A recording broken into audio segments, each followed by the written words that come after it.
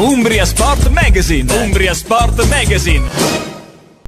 Insomma, una serata dove si è rivisto quel Perugia 86, 87, 87, 88, grandi soddisfazioni, però tu sei quello più in forma.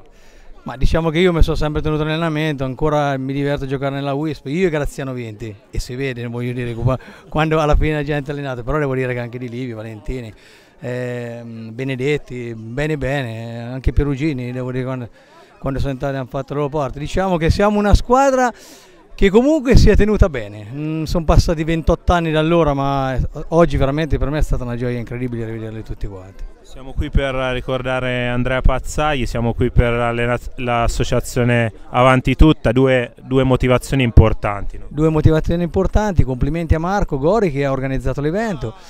E grazie a tutti comunque per aver partecipato, perché veramente tutti quelli che avevano dato la loro adesione sono venuti.